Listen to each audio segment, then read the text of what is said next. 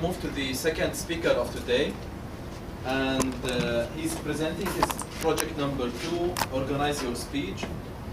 And our speaker for today is Ossama Ibrahim, and his evaluator is Milton Dana.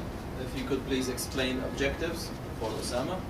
Yes, Ossama is going to be attempting his second speech, part of the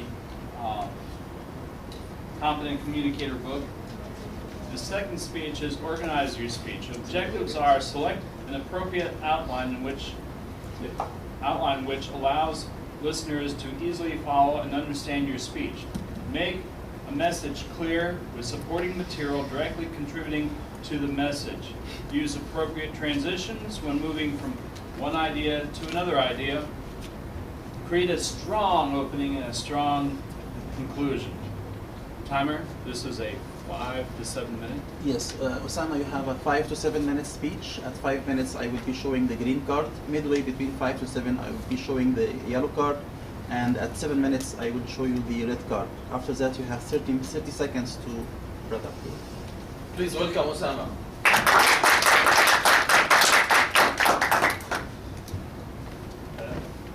When was the last time you took a photo for yourself? I know it's somehow a silly question now, with mobile phones in our hands, taking photos every 5 minutes. However, 50 years back, this was a serious question. At that time, cameras were with professionals only. My talk today will be about a photo that changed the history for the African Americans in the United States. And I can even claim that it paved the way for Barack Obama to be the president of the United States. Ladies and gentlemen, good evening and welcome to my talk. It's to a single photo that changed history. In the 1870s, the racial segregation law was established in the United States. This law totally separated between the blacks and the whites. According to this law, there were signs everywhere in the states to show the African Americans where to walk, talk, eat, or rest under legal protection.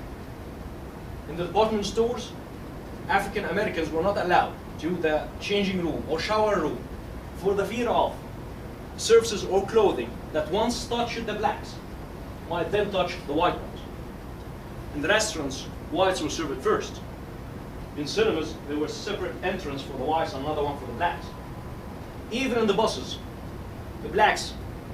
the whites should sit first. If a white guy go into a bus and there was no seats and there was a black guy sitting there, he should stand up and let that white guy sit there. What you hear now as an insane continued in the States for more than 100 years, until 1964, only 50 years back. So after the Second World War, there have been a lot of civil rights movements against this law. Sure, the most famous icon for this was Martin Luther King. King adopted a non-violence policy against this law in the 50s and 60s. In the same time, in the 60s, the night TV news was highly watched by the Americans. So King's and his team, their main objective was to be the center of the screen every night. They did a lot of marches, protests, confrontation with the police to show the violence of the police against them. Thus they can gain more and more supporters. They tried this in several states, several marches, several protests. However, most of the time, the police officers were wise enough to avoid this confrontation. However, it clicked in Birmingham. The police chief in Birmingham was known as Paul Conner.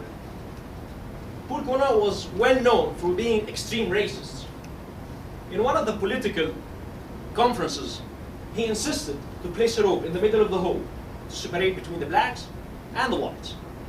In this conference, the president's wife was attending, and accidentally she was sitting in the wrong side. So Conner insisted to push her and to sit with the whites, with the right side. So for this history of fanatic racism, they choose Birmingham. Kings and his team, they had a very clear plan, which was called Project C Confrontation Plan, that consisted of 3 steps.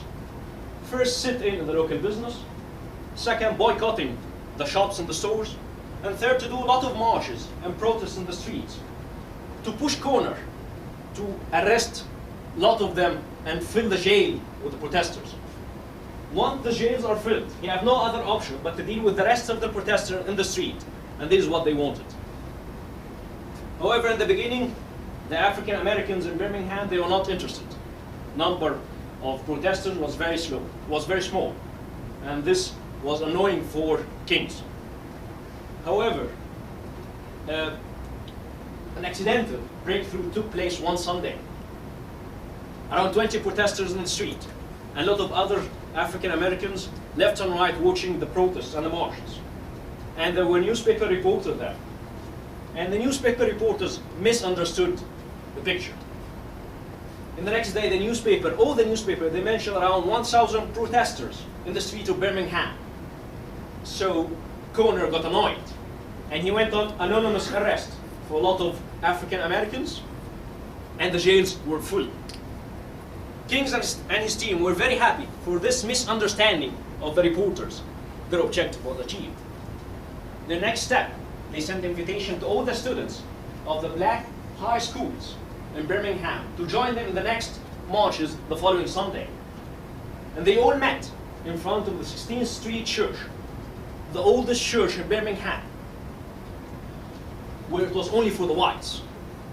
And at the same time, Conner, the police officers, firefighters, and German Shepherd dogs were waiting for them there.